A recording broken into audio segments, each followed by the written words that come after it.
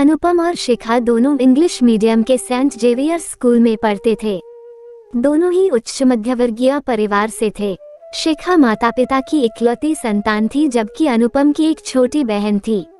धन संपत्ति के मामले में शिखा का परिवार अनुपम के परिवार की तुलना में काफी बेहतर था।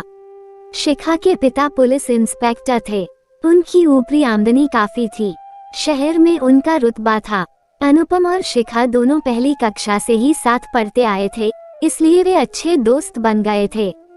दोनों के परिवारों में भी अच्छी दोस्ती थी। शिखा सुंदर थी, अनुपम देखने में काफी स्मार्ट था। उस दिन उनका 10वीं के बोर्ड का रिजल्ट आने वाला था। शिखा भी अनुपम के घर अपना रिजल्ट देखने आई। अनुपम ने अपना लैपटॉप खोला और बोर्ड की वेबसाइट पर गया। कुछ ही पलों में दोनों का रिजल्ट भी पता चल गया। अनुपम को 95% अंक मिले थे और शिखा को 85%। दोनों अपने अपने रिजल्ट से संतुष्ट थे और एक दूसरे को बधाई दे रहे थे। अनुपम की मां ने दोनों का मुंह मीठा कराया। शिखा बोली, अब आगे क्या पढ़ना है, मैथ्स या बायोलॉजी? तुम्हारे तो दोनों ही सब्जेक्ट्स में अच्छे मार्क्स हैं। मैं तो पीसीएम ही लूंगा।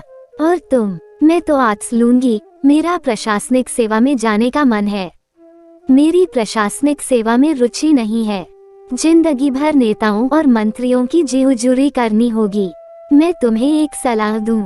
हाँ, बोलो। तुम पायलट बनो। तुम पर पायलट वाली ड्रेस बहुत सूट करेगी और तुम दोगुना स्मार्ट लगोगे।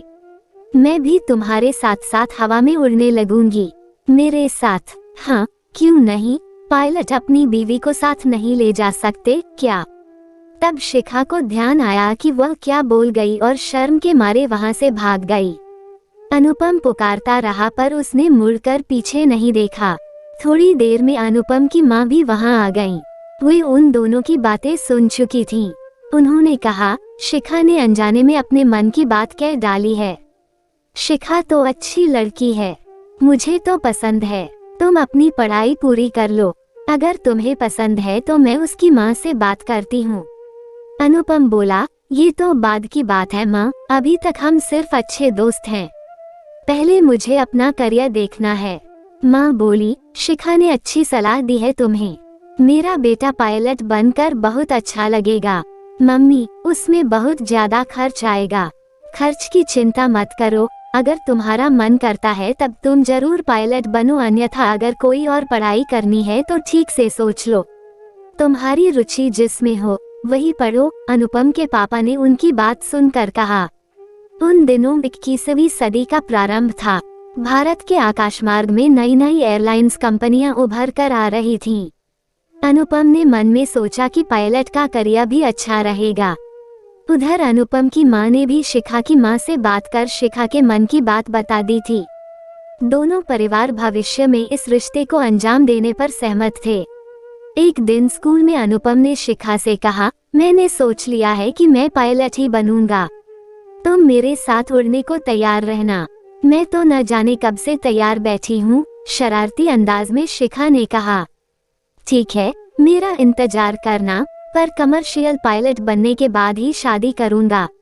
No problem. अब अनुपम और शिखा दोनों काफी नजदीक आ चुके थे। दोनों अपने भविष्य के सुनहरे सपने देखने लगे थे। देखते देखते दोनों 12वीं पास कर चुके थे। अनुपम को अच्छे कमर्शियल पायलट बनने के लिए अमेरिका के एक फ्लाइंग स्कूल जाना था।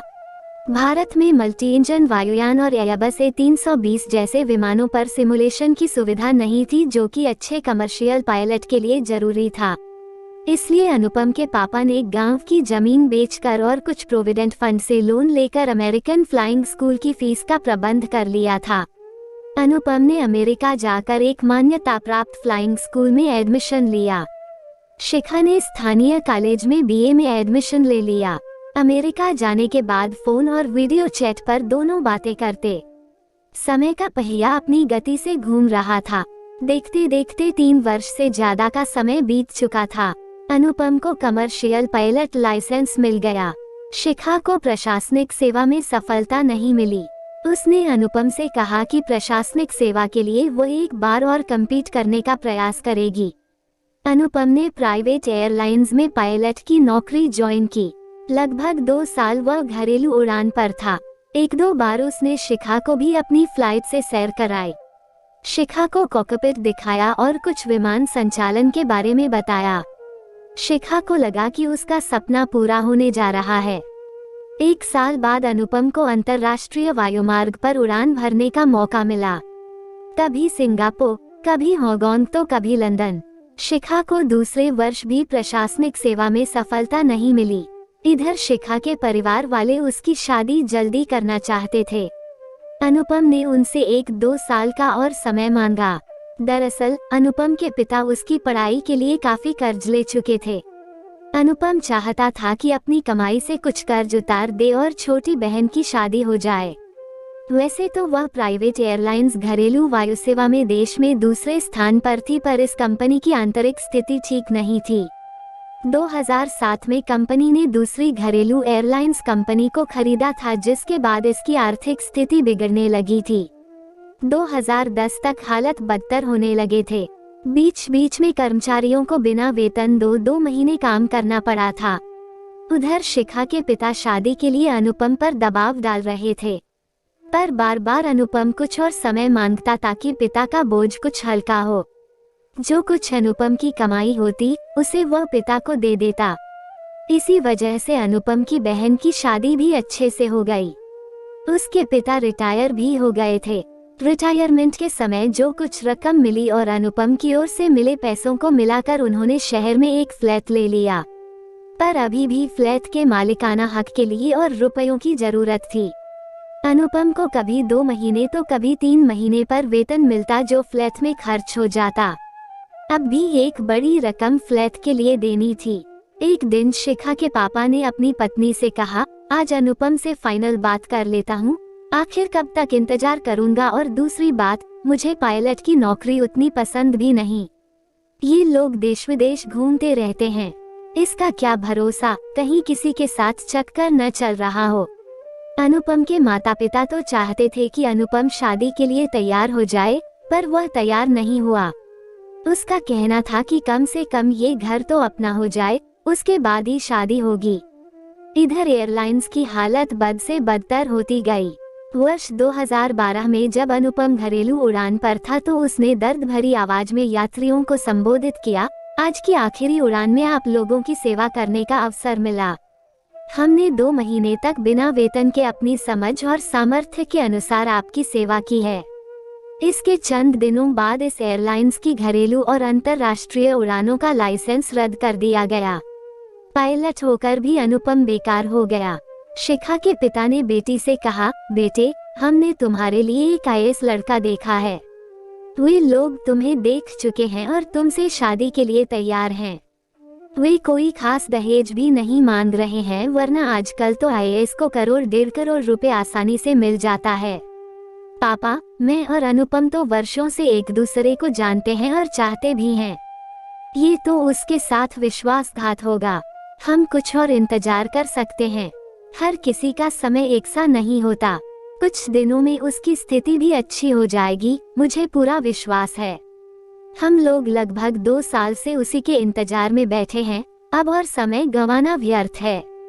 नहीं, एक बार मुझे अनुपम से बात करने दें। शिखा ने अनुपम से मिलकर यह बात बताई। शिखा तो कोर्ट मैरिज करने को भी तैयार थी, पर अनुपम को ये ठीक नहीं लगा।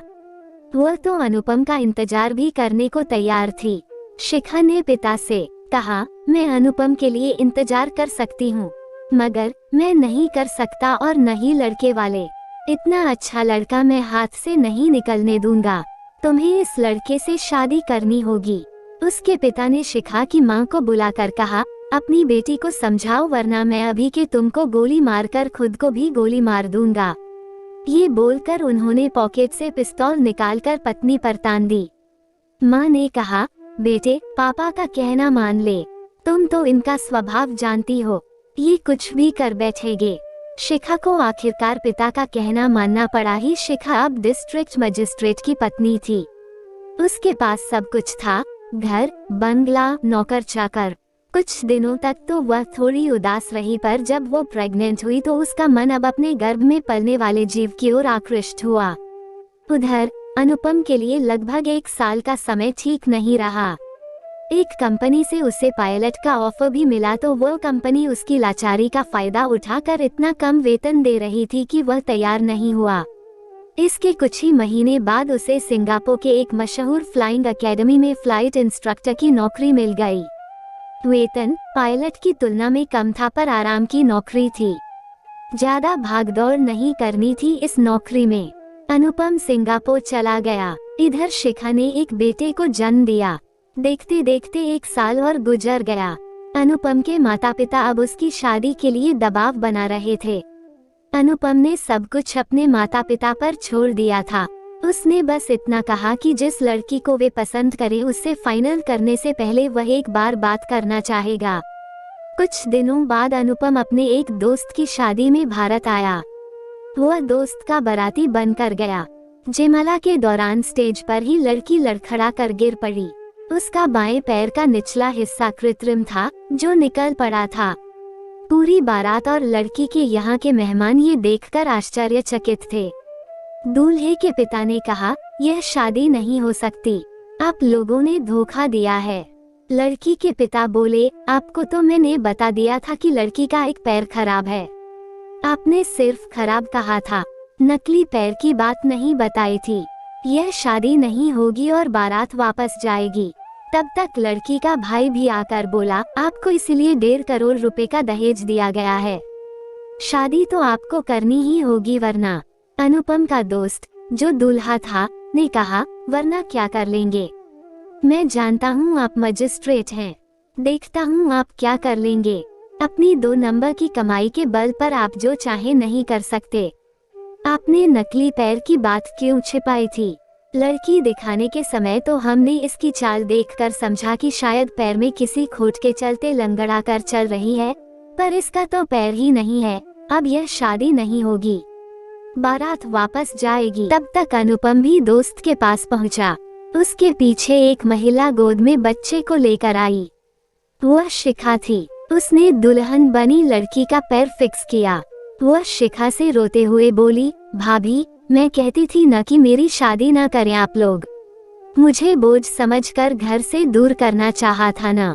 नहीं मुन्नी, ऐसी बात नहीं है, हम तो तुम्हारा भला सोच रहे थे। शिखा इतना ही बोल पाई थी और उसकी आंखों से आंसू निकलने लगे। इतने में उसकी नजर अनुपम पर पड़ी तो बोली, अनुपम तुम यहाँ। अनुपम ने शिखा की ओर देखा। मुन्नी और विशेषकर शिखा को रोते देखकर वह भी दुखी था। बारात वापस जाने की तैयारी में थी। दूल्हे दोस्त ने शिखा को देखकर कहा, अरे शिखा तुम यहाँ? हाँ, यह मेरी नंद मुन्नी है। अच्छा, तो ये तुम लोगों का फैमिली बिजनेस है। तुमने अनुपम को ठगा और अब तुम लोग मुझे उल्लू बना रहे थे। चल अनुपम चल, अब यहाँ नहीं रुकना है। अनुपम बोला, तुम चलो, मैं शिखा से बात करके आता हूँ। बारात लौट गई। शिखा अनुपम से बोली, मुझे उम्मीद है तुम मुझे गलत नहीं समझोगे और माफ कर दोगे। मैं अपने प्यार की कुर्बानी देने के लिए मजबूर थी। अगर ऐसा नहीं करती तो मैं अपनी मम्मी और पापा की मौत की जिम्मेदार होती। मैंने न तुम्हें गलत समझा है और न ही तुम्हें माफी मांगने की जरूरत है। लड़की के पिता ने बारातियों से माफी मांगते हुए कहा, आप लोग क्षमा करें, मैं बेटी के हाथ तो पीले नहीं कर सका, लेकिन आप लोग कृपया भोजन करके जाएं वरना सारा खाना व्यर्थ बर्बाद जाएगा। मेहमानों ने कहा, ऐसी स्थिति में हमारे गले के अंदर निवाला नहीं उतरेगा। बिटिया की डोली न उठ सकी, इसका हमें भी काफी दुख है, हमें माफ करें। तब अनुपम ने कहा, आपकी बिटिया की डोली उठेगी और मेरे घर तक जाएगी, अगर आप लोगों को ऐतराज न हो। वहां मौजूद सभी लोगों की निगाहें अनुपम पर गड़ी थीं। लड़की के पिता ने झुककर अनुपम के पैर छूने चाहे तो उसने तुरंत उन्हें मना किया। शिखा के पति ने कहा, मुझे शिखा ने तुम्हारे बारे में बताया था कि तुम दोनों स्कूल में अच्छे दोस्त थे, पर मैं तुमसे अभी तक मिल नहीं सका था। तुमने मेरे लिए ऐसे हीरे को छोड़ दिया। मुन्नी की शादी उसी मंडप में हुई। विदा होते समय वह अपनी भाभी शिखा से बोली, प्यार इसको कहते हैं भाभी। आपके या आपके परिवार को अनुपम अभी भी दुखी नहीं देखना चाहते हैं।